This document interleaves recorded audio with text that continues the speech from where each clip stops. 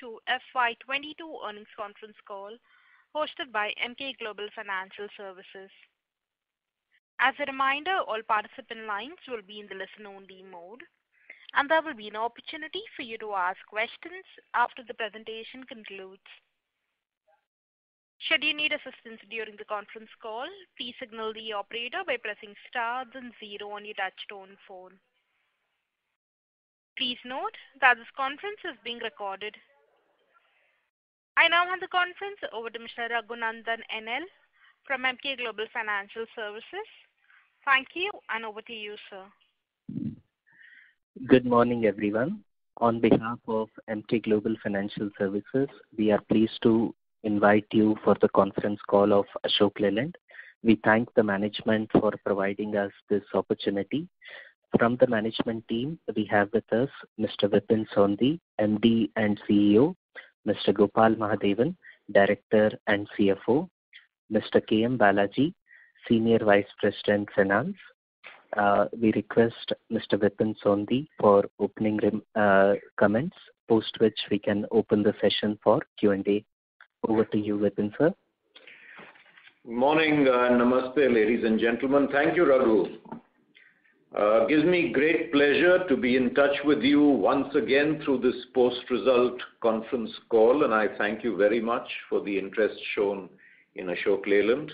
And I hope all of you and your family members are safe, healthy, and it's important that we continue to focus on the vaccination process as well as social distancing.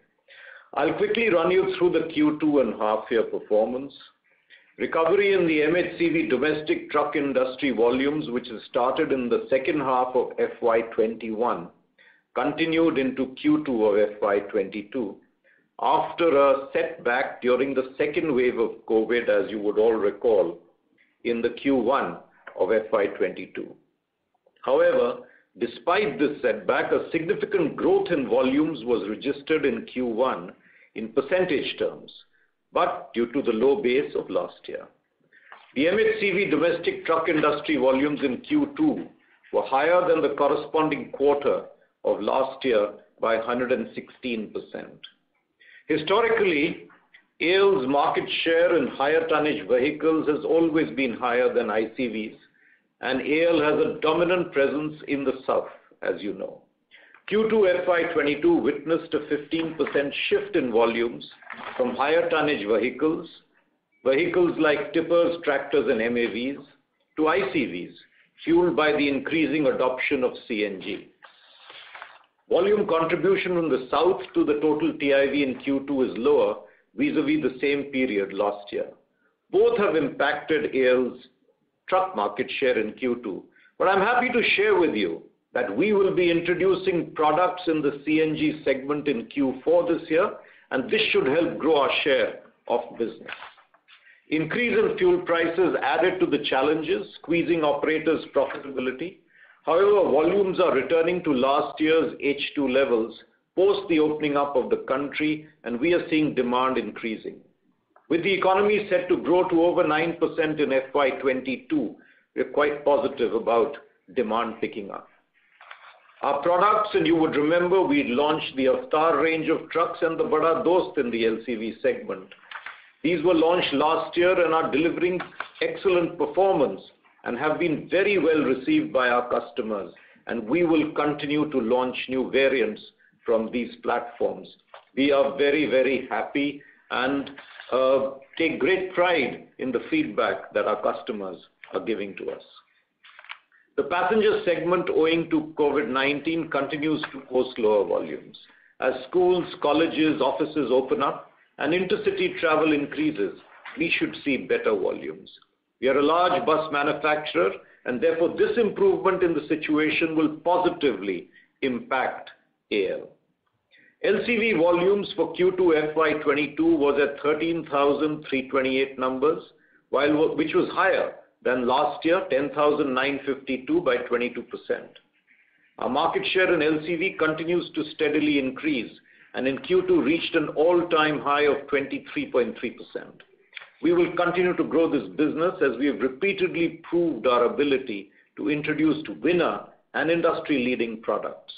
Our MHCV and LCV exports at 2227 numbers is 49% higher than Q2 of last year, which was 1491 numbers. Revenue for Q2 is at 4,458 crores, which is 57% higher than Q2 last year at 2,837 crores.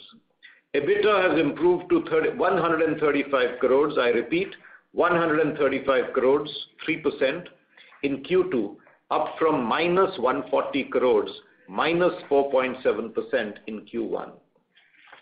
Q2 EBITDA is also higher than Q2 of last year at 80 crores, 2.8%.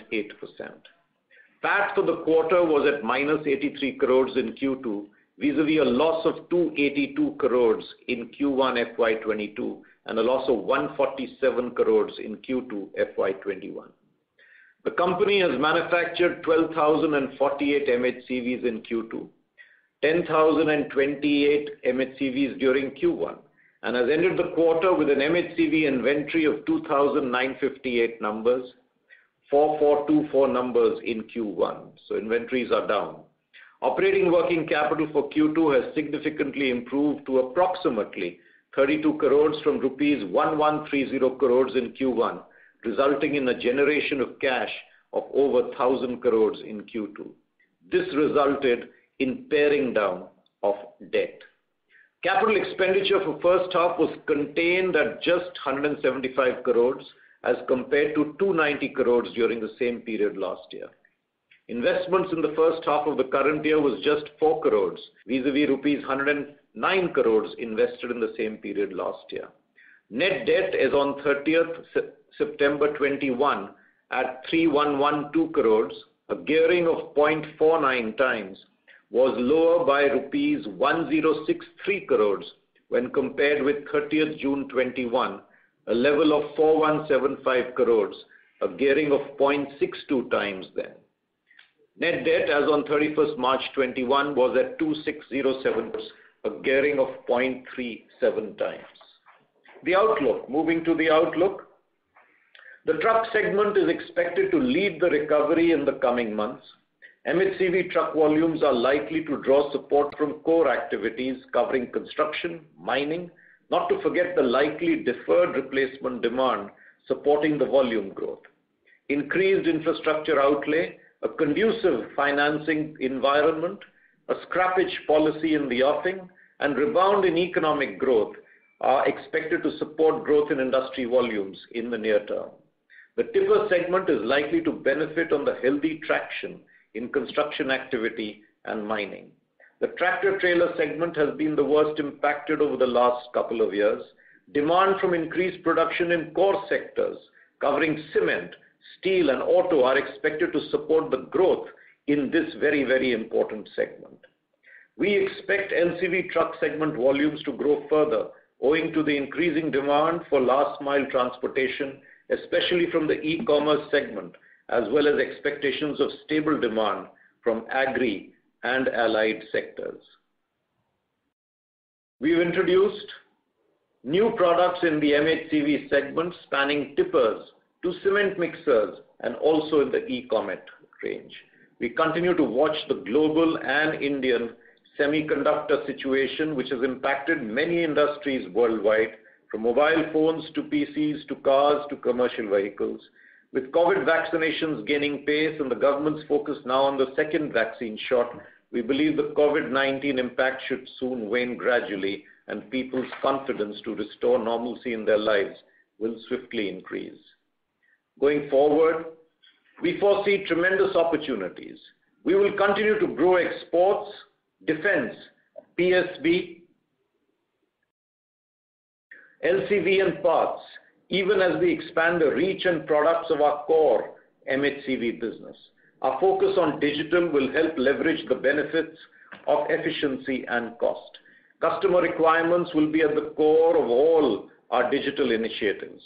Our electric vehicle business through Switch Mobility is doing well and gaining orders in India and overseas. It has made an impact in COP26 held recently in Glasgow, and we are providing a sharp focus to this business, which is the reason we've hived off the EV assets to Switch and OHM.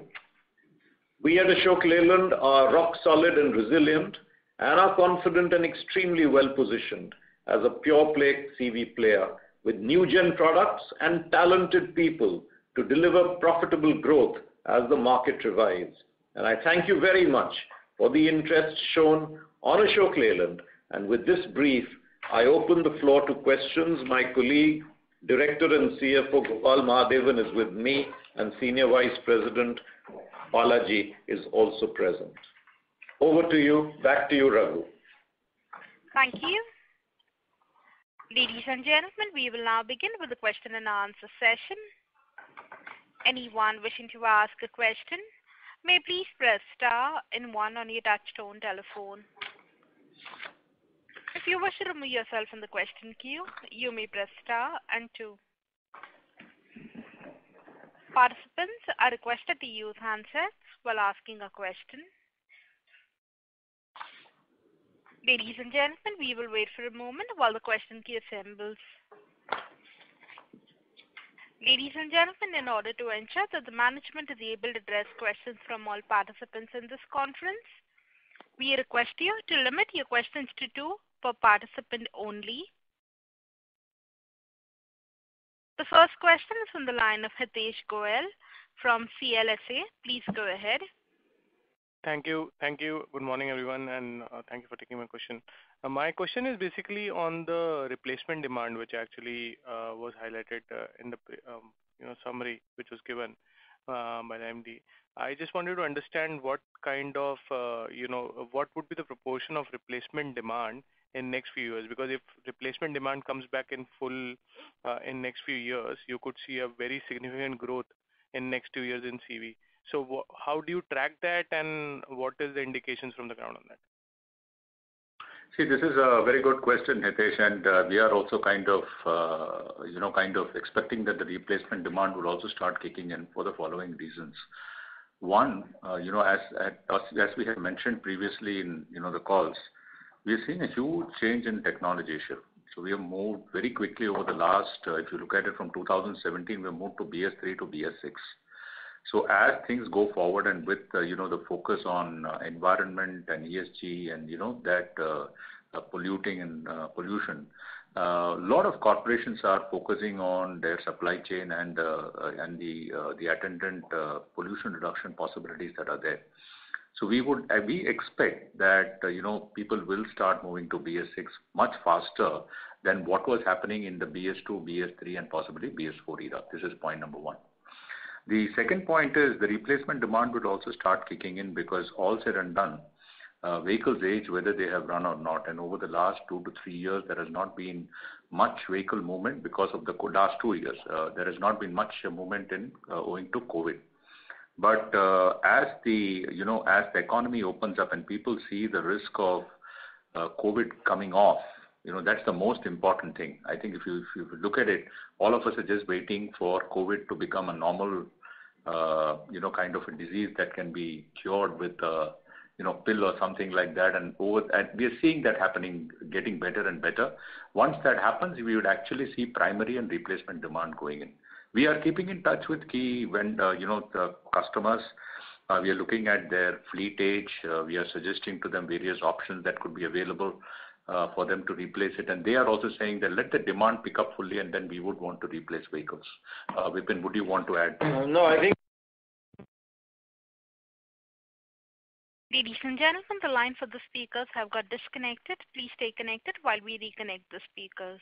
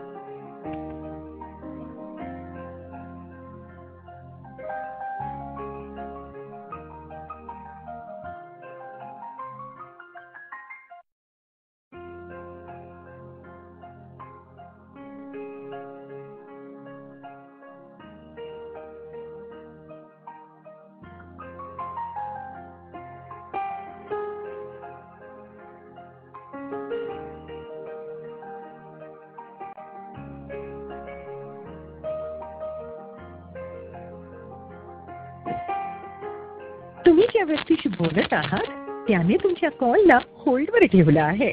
कृपया लाईनवरच राहा. The person you are speaking with has put your call on hold. Please stay on the line. आप जिस व्यक्ति से बात कर रहे हैं उसने आपकी कॉल को होल्ड पर रखा है. कृपया लाइन पर बने रहें.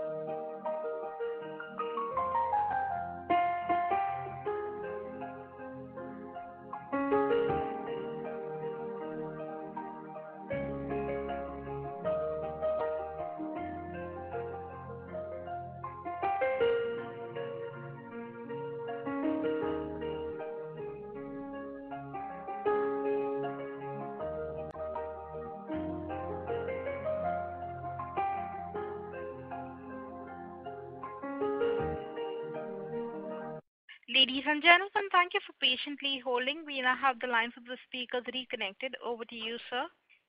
I apologize, Vipin Sondhi here. Apologize, Vipin Sondhi here. We had a small glitch in technology.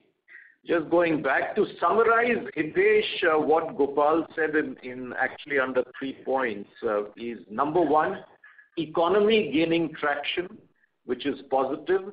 Number two, the consciousness and the need to go green, which will drive towards BS6 vehicles from BS3 and BS4. And as the scrappage policy comes into vogue, then again, aged fleets will start moving towards better technology and better fuel. So these would be the 3 points for replacement demand in the next few years articulated by Gopal.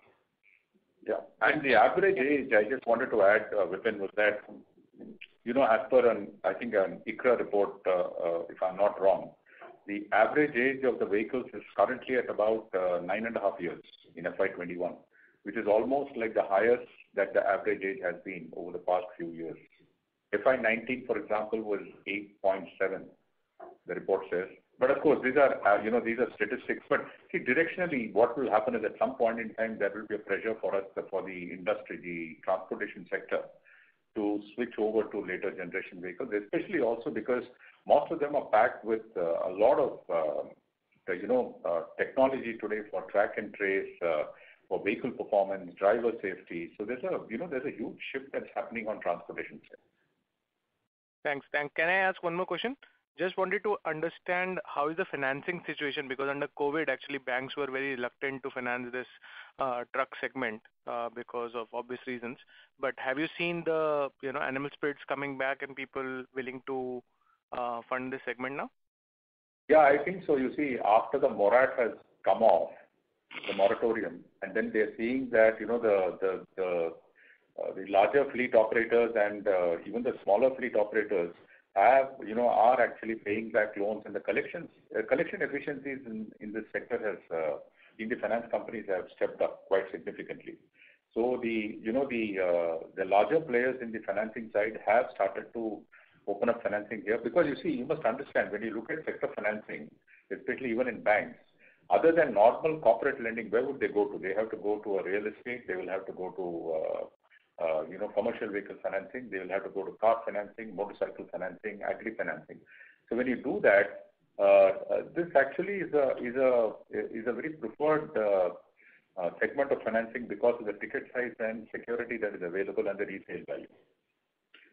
Just to add, Hitesh, as we meet heads of banks, they are more and more coming forward to financing, looking at alternatives. And you have to remember now, as Gopal mentioned, the technology which is available for track and trace can actually monitor and secure truck performance at real-time basis. So Financia knows exactly where and how the truck that is being financed is doing and where it is physically. So there's a lot of security involved in the new gen trucks.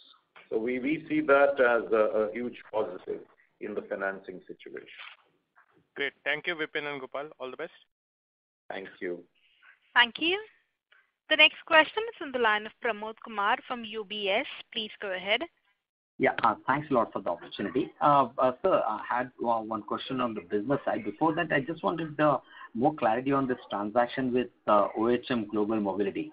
So can you please throw some light on this and just clarify whether this is a sale to a promoter entity or it's still going to be under the ambit of Ashok Leyland? If you can just clarify and throw some light on this transaction. Yeah, you see, essentially what we're doing, Pramod, is that, we had mentioned that we would want to focus the EV initiatives outside of Ashok Leyland, especially, on the LCV and the bus side. So that's how we had, formed Switch. And if you, I don't know whether you attended the meeting that we had specifically on Switch and the EV initiatives earlier this year. So there, what we had mentioned was we would, Ashok Leyland had started the EV initiative in a very small way about 2-3 years ago. We launched Circuit, and then, we got a couple of orders as well, and then we were, kind of tying up relationships. But we didn't go the whole hog because this business requires a lot of capital investment. So then what was decided was that, before this business starts to acquire significant amount of size and shape and which requires a lot of investment, let us transfer it into Switch. And Switch is, housed in UK, which is held by Optare PLC, and Optare PLC holds approximately about 91 to 92%. Is held by Ashok Leyland. Another 7.5% is held by Hinduja Automotive Limited, and then the balance 0.5% is a very small percentage held by various third-party investors. And it's an unlisted entity today. It's been delisted. Optare Switch has been delisted, not Optare PLC. Optare PLC was always unlisted. Now, what we did after that, if we were to remember, was that we said that Switch UK, and if I may use the term in very simple terms, these are not the exact names of the company, but for the purposes of saving time. So Switch UK will have a subsidiary in India called as Switch India. And that would be I would say the manufacturer for Switch business. It would be the primary manufacturer. There would be other manufacturing locations. And this company would also cater to the Indian and SAARC market, which means sales would happen from Switch India to, the direct sales will happen from Switch India to the Indian market, SAARC attendant markets. And Switch India will also supply to the rest of the world under the Switch umbrella. Now, parallelly, what we did was we wanted to reach the end customer fully, right? So it was not just only through supply. And what we decided to do was that we realized that we need to get into the e-mobility as a service space. And that would mean that the ownership of assets would be with one of the Switch entities, but this would be a pay-per-use kind of an arrangement with customers where they pay as they use. And the market is actually moving towards that. So if you look at some of the STU bids, some of the larger e-commerce companies, all of them would actually want to have a pay-per-use, and these can become win-win arrangements for the OE as well as for the customer, which is why OHM is being formed. OHM is now held under Hinduja Automotive Limited, but it is going to be transferred. The plan is to transfer it to Switch UK, with possibly the HAL owning about 20%, but the balance to be held, majority to be held by Switch. But this is to be done only after the regulatory approvals are done. So until such time, we will have to wait for it, but the larger plan is that, so subject to regulatory approvals, these are our plans. No, sorry, Gopal, sorry to interrupt, but ultimately this is going to come back to Switch, but 20% ownership will still remain with the promoters. So why go through this route? Switch Mobility is Ashok Leyland subsidiary. The direct transfer could have happened to them. So I'm just trying to understand, is there a regulatory requirement you need to route it like this, or? Yeah, there is a, we would need to, we'll come back with that much later to you, but believe me that this is the most appropriate way of doing it. No, I'm not doubting that. So I'm just trying to understand the logic here. Nothing, but any which ways, I think you're going to share more details on this at a later stage, right? Absolutely. So all I can share with you at the moment is that we are looking at, let me add a couple of more things. I mean, one is we are looking at raising capital both at Switch UK level as well as in Om Mobility. There are discussions that the management of Switch is having with, Switch and Om are having with various investors, and we will keep you posted on that as well. But you can be rest assured, one thing that, you raised, and this is what I think is the most important part of your question, is it going to be majority owned by Ashok Leyland? The answer is yes. Okay. So wait for more details on that, Gopal. And going back to the question on the demand side, sir, because the CV cycle was expected to be much more stronger, and I think some of your peers have made statements to the effect that the industry is going to be marginally positive on second half this year versus last year. So I'm just trying to understand, while the economic activity is looking up, all of that is great, but it's not exactly translating into great demand for CV volume. So even in that context, is there something which we are missing out in terms of the impact of the GST plus the tonnage increase and the consequent drop in utilization rates? And if you can help us understand where is utilization rate right now as a fleet, and where do you think what is the threshold which it needs to be before replacement demand kicks in? And also some comments on DFC as to how we are tracking it. And related to that is CNG. If you can talk about how much is CNG as a percentage of industry volumes, and what are Ashok Leyland's plans in more detail? Thank you. What was the last bit of your question? I didn't understand. Gopal, CNG. Okay. Yeah. So essentially, let me attempt to kind of give a broad broad answer to that, and then I'll hand it over to our MD. See, as far as fleet utilization rates are concerned, the reports of various research reports state that the fleet utilization rates are somewhere around, anywhere between 70 to 85%. Some reports say 85%, some say 70%. But I think there is a much larger demand to come in, because what we're seeing happening is most of the industries have started to grow and post very good results, and they are actually posting growth. So that would, if they are posting growth, that would require transportation, right? So that's why you're seeing this. The second thing is, earlier I think Hitesh had asked about the replacement demand, which is also a very important part. That is not yet fully kicked in, but at some point in time it will, because as I had shared with you, the age of the fleets is one of the highest in recent history, at nearly over 9.5 years. So we are going to see that kicker also happening. The reason why the TIV is still not picked up fully is because, please understand, between last year and this year, okay, we have had COVID, which started suddenly in April, and then we had a complete shutdown till maybe July, and then things started to thaw a bit, and then things started to look like improving. Fourth quarter of FY21 was actually kind of a good quarter in relative terms. But then again, what happened is in April of this year, mid-April again till June end, there was a complete shutdown. And then there is a talk about a third wave.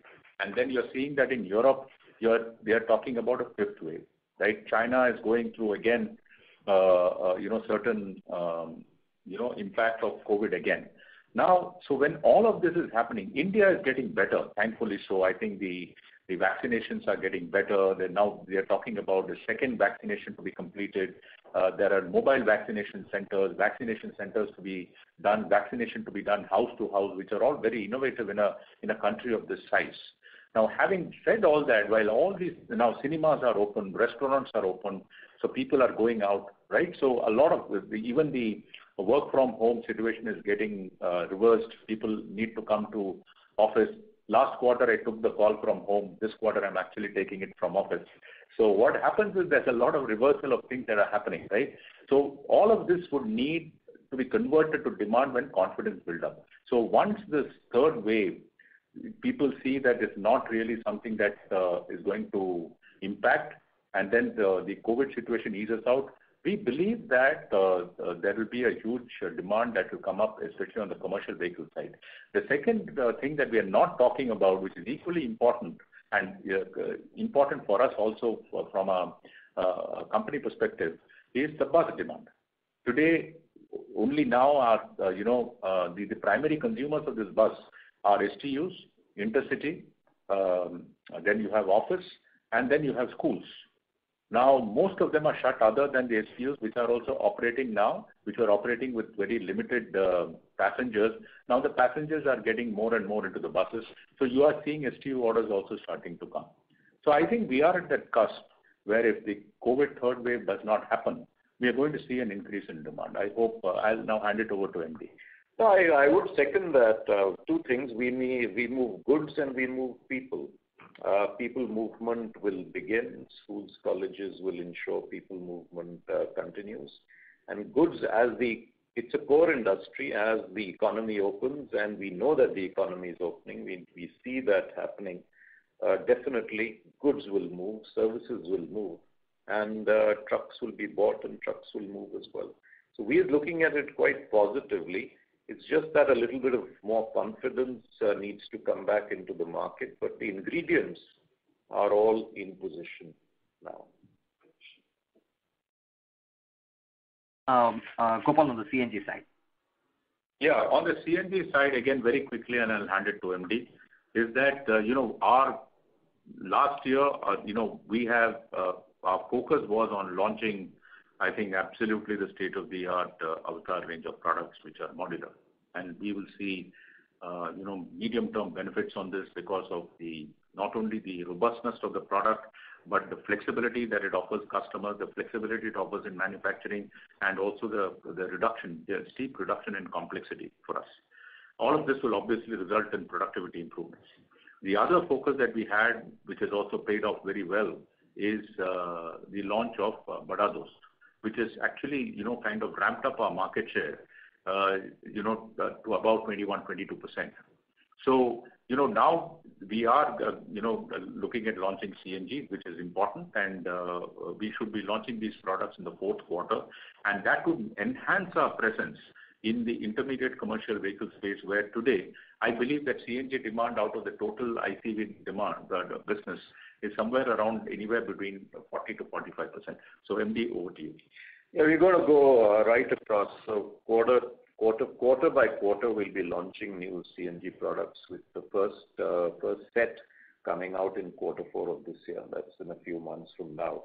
And then it will just carry on after that. So we are all set for that after having ensured that the Avatar and the Bada Dost stabilize and settle down. Thanks a lot, and wish you all the best. Thank you. Thank you, Pramod. Thank you. The next question is from the line of Gunjan Prithyani from Bank of America. Please go ahead. Yeah, hi. Thanks, team, for taking my question. I had two questions. Firstly, just the extension of this CNG, which you mentioned. Now, if I look at market share, there's clearly been slippage for the last few quarters. Can you give us some sense? Is it only CNG? What is it? The reasons for this market share slippage, and how are we trying to, fix this? Also, in the same context, is it the rising competitive intensity or discounting that's keeping you, away from trying to chase or get the market share back? Well, I think you've given half the answer, in your question itself. So there are a confluence of factors. The first one is CNG. And sometimes, in a couple of quarters or 2-3 quarters, you do see slip-ups happening in market share. Not slip-ups, reductions in market share. Slip-ups mean there is no control. Reduction means there is a controlled reason for it, right? So we would become competent and competitive on the CNG front as soon as we launch the vehicles, right? So where we have actually grown in market share, of course, has been LCV, which has been an excellent growth posted because of the product that we have launched. And we are still in an LCV side, while I'm digressing, we are still to look at the rest of the country, right? We are not fully pan-India, and once we launch the network on a pan-India basis, then we would actually enhance our LCV presence even further. Coming back to your question, yes, so CNG and ICV presence, the shift we didn't expect the market to shift so much into ICV. Now, this has happened possibly because of the COVID as well, right? So the demand pattern has changed also because of what is happening today. And there has been a lot of focus on e-commerce. Now, when you have that, ICV caters to e-commerce segment quite significantly. So one of the gainers in all of this COVID has been the e-commerce and the, I would say, e-transaction companies. Now, the second reason is also that the demand in the south has not been as heavy as, there are 2-3 reasons for it. The demand in the south has not been as significant as in the rest of the country. And we are weighted to the south. This is the second reason. The third reason, on overall MHCV market share, we were, and hopefully will be, India's top bus manufacturer. And when the bus demand comes up so sharply, a 40,000 unit per annum demand is today hardly about 10,000. So there again, what happens is you need to wait for the market to revive. Having said that, we are very clear about 2 things, and you're going to hear it from our MD also. We are very clear that we would want to grow the share of business with the customer, and we would want to add customers. So that is the primary purpose for which we exist. But at the same time, we have to ensure that we are doing it profitably. So discounting levels had become, quite high. There were a few transactions which we deliberately avoided, but not all. We have been very competitive in the market with a superior product whose total cost of ownership is much, much better than competition. Now, finally, the other thing you must remember, and I'm going to leave it at that for our managing director to talk about, this market share number is, based on what we kind of sell to the dealers. And we would want to ensure that we support the dealers by not pushing significant stock into the pipe. MD, would you want to add something, please? Yeah, so just to summarize that in 5 points. Number 1, bus. Buses will come back, our share grows straight away. Number 2, the south, as Gopal mentioned, and we are now expanding our dealership network in areas of the north, the east, and the northeast as well.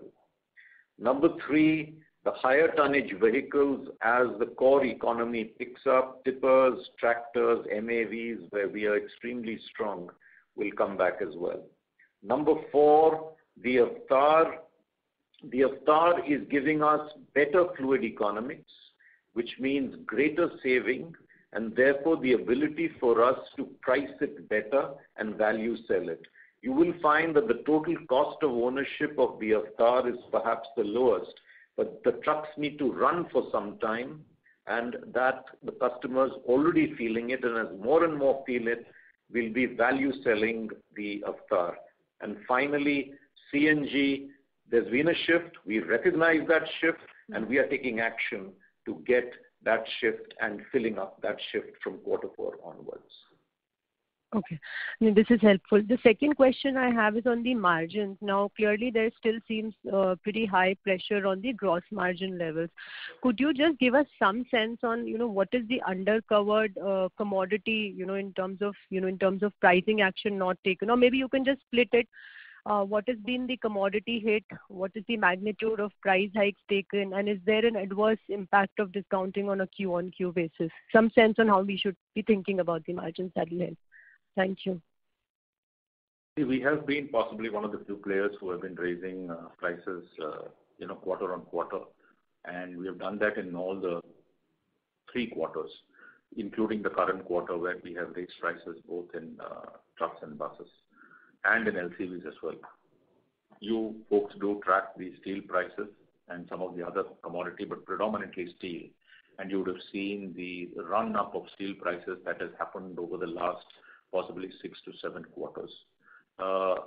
We must also remember that all of this is happening in the backdrop of a switchover from BS4 to BS6, where the the cost to the vehicle themselves has gone up for all of us, not just for Ashok Leyland, for all the players in the commercial vehicle industry by at least 20%. And then on the backdrop of it is a COVID situation where demand virtually evaporated.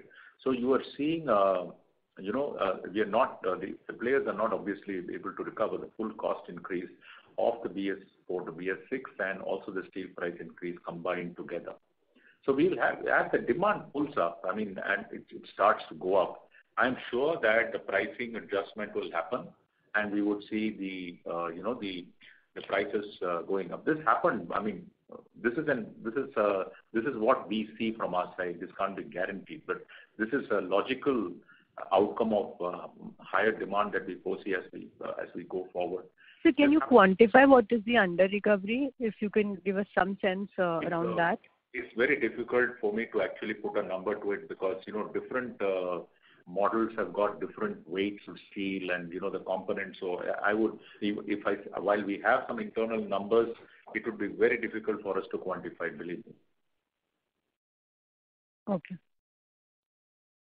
So yeah, I'll just add to that, the pricing adjustment as the demand picks up, and then a whole host of cost-related activities that the company is undertaking, both in terms of value engineering as well as removing any wastages and improving productivity and quality. So the whole focus is both internal and external to mitigate any of the commodity prices.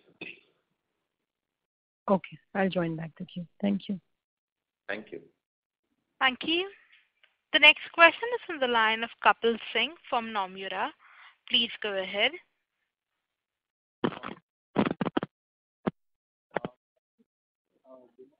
Kapil, your line is unmuted. Please go ahead. Mr. Kapil Singh, your line is unmuted. Please Hello. Go ahead. Yeah, can you hear me? Yes, sir. Please go ahead. Yeah. So thanks.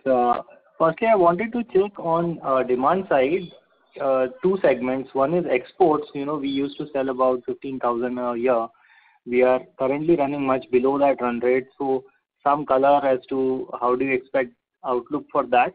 Second is on electric products. How many products are we targeting and how much capex is required for us to achieve our ambition through Switch Mobility, and what is the overall capex target? Thirdly, Gopal, to you on the operating leverage side, currently volumes are nearly half of where they used to be, and you've been talking about a lot of cost reduction that company has achieved.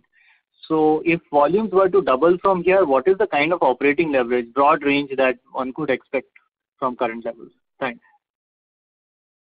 Okay, now as far as I'll take it from the last one. See, obviously we have, if you look at our expenditures and there are, we have been taking action on almost all key buckets of expenditure, including on material where there are special teams set up for taking out cost, through alternative design or alternative materials, which will not have an impact on the vehicle performance or efficiency or sturdiness. But there are ways to take cost out of vehicles continuously. That's what all automotive companies do.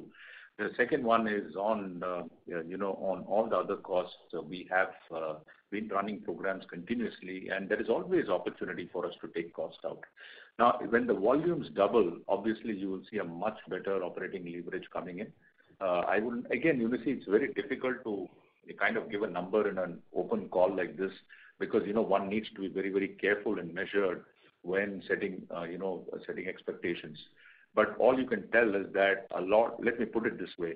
Once a company starts to keep focusing on costs and working capital and cash flow continuously and assiduously, when the revenues start to go up and the realizations start to improve, a predominant part of that realization would fall straight to the bottom, and you can do your calculations yourself. As far as Switch and the OHM is concerned, I think the investments that will be required for this will be, we will share more details about Switch and OHM separately, but all we can tell you is that at the moment, the plan is to look at raising capital and debt independently on these companies by the management of these companies and to manage it. So this would not be something that, at the moment at least, we are not pursuing any major equity investments from Ashok Leyland into these companies. The first question was on exports. I think I'm going to let Vipin talk about it as well and the initiatives that we're taking. Over to you.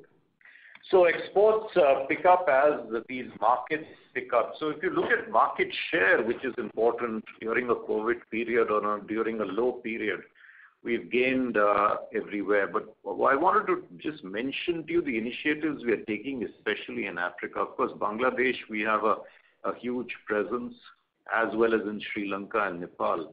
But in Africa, we are appointing and continue to appoint distributors who are sons of the soil, who are large businesses, who know their businesses, who have done automobiles, not competitive, but done two-wheelers and passenger vehicles with Indian companies. We've appointed about 8 or 10, as far as I remember, in clusters in Africa. At the moment, we've already started taking orders from some of these, but otherwise testing of vehicles is on. And these will be very predominant in the retail market. We were very strong in the project market. Those will continue. But the retail segment is going to pick up. Now, you mentioned a figure of 15,000 at some point in time. Yes, those were heady days especially for Bangladesh. But we are back to over 1,000 vehicles a month now from October. And we will be taking it forward from there to 1,250 and then on. What is important is that the base has been laid in Africa and in the Middle East while strengthening our position in the SAARC countries. And final point, we have a much larger bouquet of products now with the Avtar and the Dost family that is both packaged for left-hand drive and right-hand drive, as well as the buses. The Ghazal especially, which was launched in the Middle East, very well received. So today we have a much larger presence in terms of the bouquet of products, and we see this as a huge positive in the next 6 months. You'll see a substantial difference in the numbers. Thank you, sir. Great to hear that. That's all from my side. Thank you, Kapil. Thank you. The next question is from the line of Jinesh Gandhi from Motilal Oswal Financial Services. Please go ahead. Hi, sir. Most of my questions have been answered. Just 2 of remaining questions. One is on the switch mobility side, we have talked about order wins in India. So can you talk about which products are we referring to? I believe we also have electric LCVs as well in India. So can you throw more light on that? And secondly, if you can talk about HLFL's second quarter performance or first half performance, what about? Sure. As far as switch mobility is concerned, I think, we will be, you will hear about the order that has been received shortly. So I don't want to steal the thunder from the switch management on that. So they have been doing a good job in kind of getting orders from various STUs, and this build-up has been built steadily and methodically. Let me put it that way, right? Now the second part of it is on your HLFL, on HLFL, and the question on HLFL. The revenues for the half year, the company has been doing exceedingly well, and the ratios are improving significantly. And there's the overall revenues was 1,320 crore. The PAT was 10% at 135. There is sufficient provisioning at the moment in the balance sheet. It's an independently managed company. We have the provisions of nearly 323 crores. And the key ratio, the yield on advances are about 13.2%. And the NNPA is at about 2.7%. So I would say that the company is doing very well, and it's got a pretty diversified portfolio. Maybe about 35 to 40% of its portfolio is trucks of Ashok Leyland, trucks and buses. But the rest of it is quite well spread with three-wheelers, two-wheelers, off-road application, and then loan against property, and also buying of various asset classes. Okay, and can you talk about electric LCVs of Switch Mobility? Are we also getting orders on that side?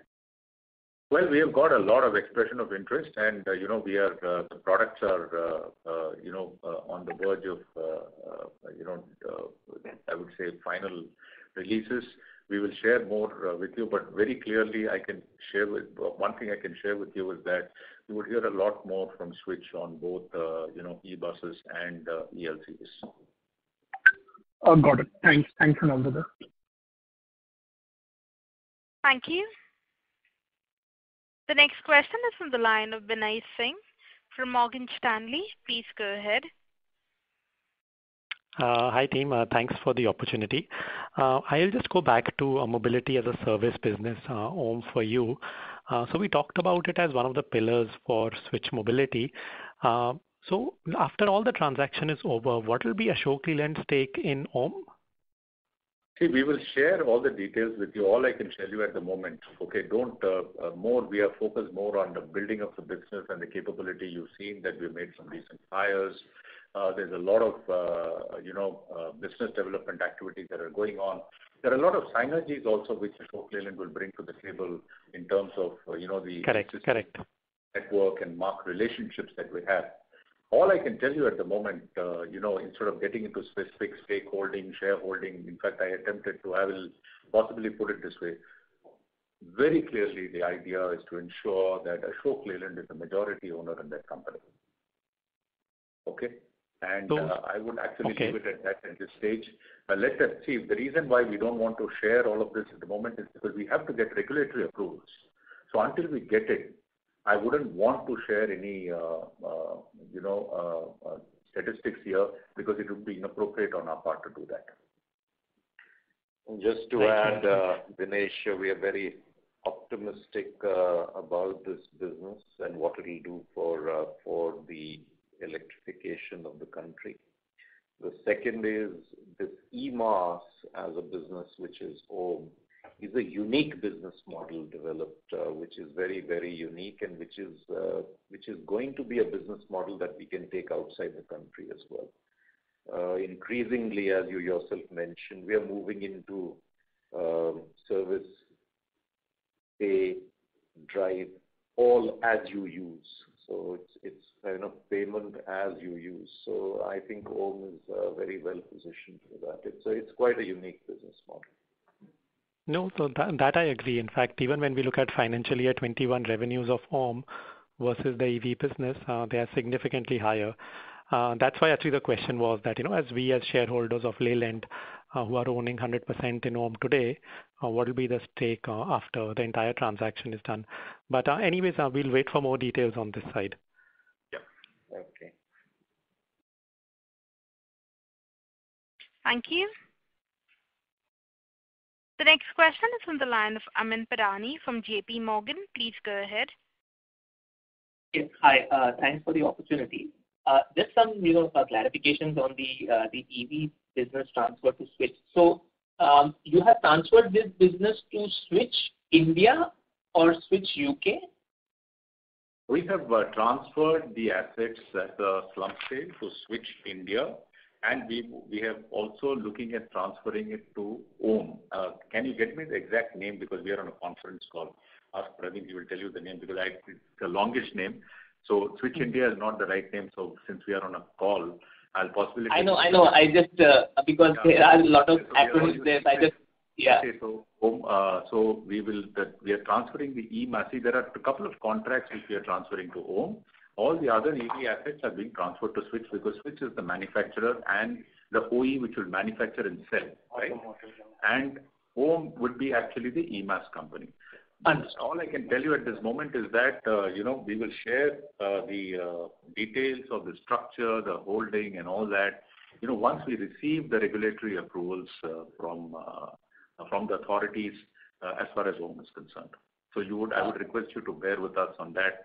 All I can tell the investors is that, Ashok Leyland through Switch UK will actually be a majority owner in Om.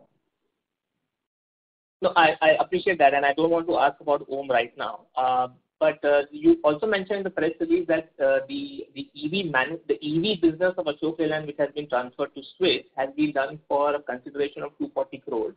So is this cash And if that is the case, how is your step-down subsidiary paying you cash? Just want to understand that.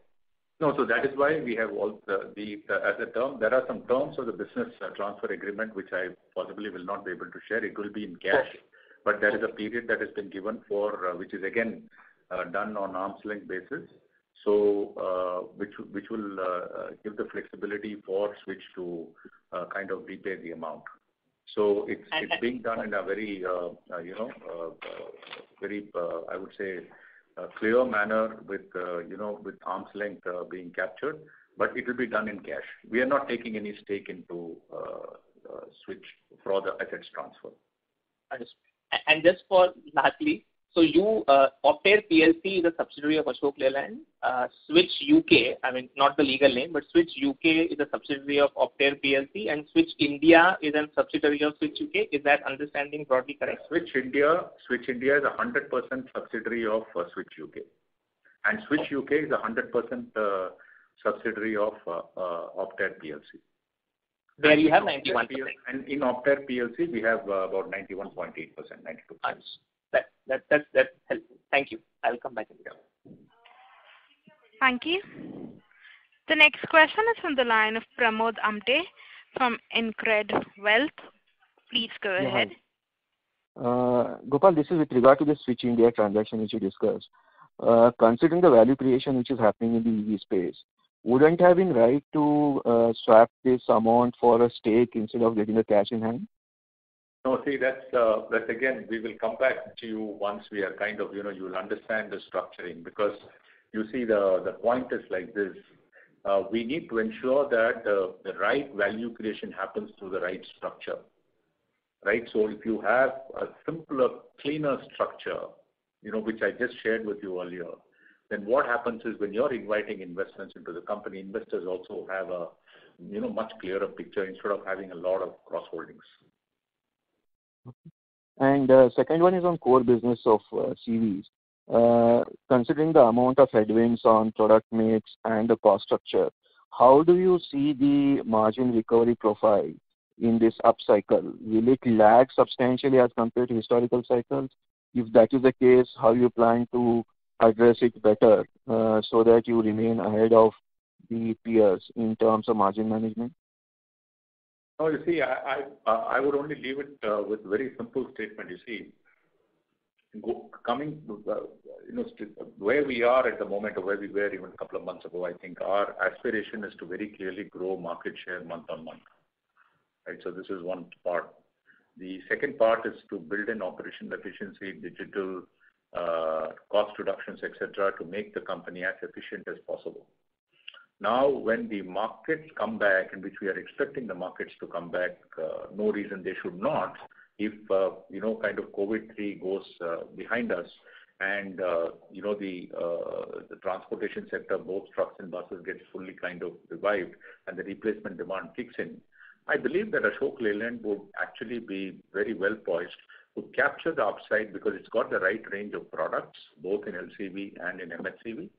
And the second one is it would have had the, much leaner and efficient cost structure, due to which you would see operating leverages, kind of kicking in.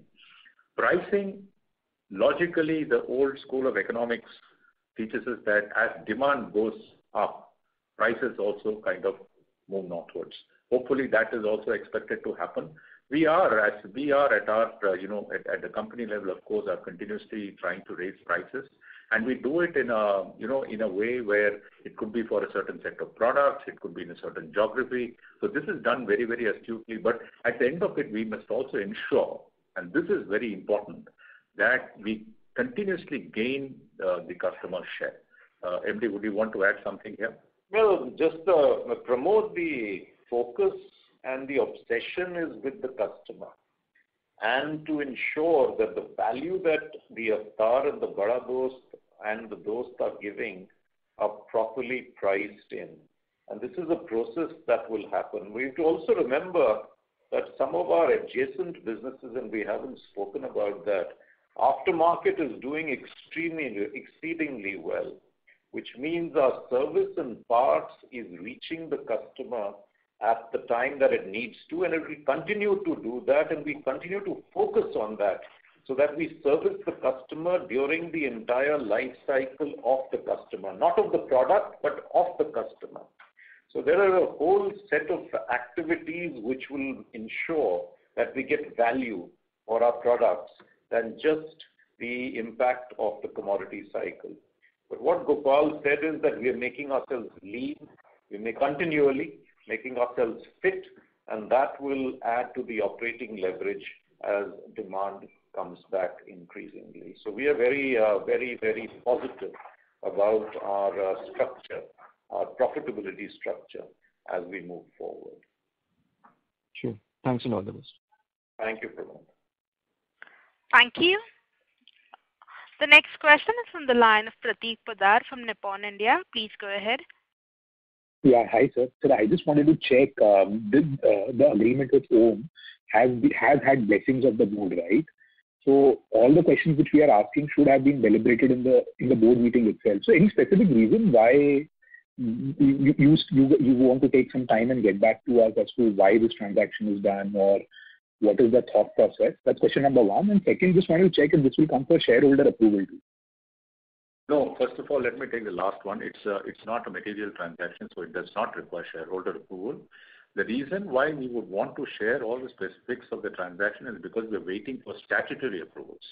The board has certainly approved it, and that is why we are even making the announcement. Actually, technically, if you ask us whether we need to make the announcement, I don't know, but we thought we should make the announcement once the board has approved the transaction and the business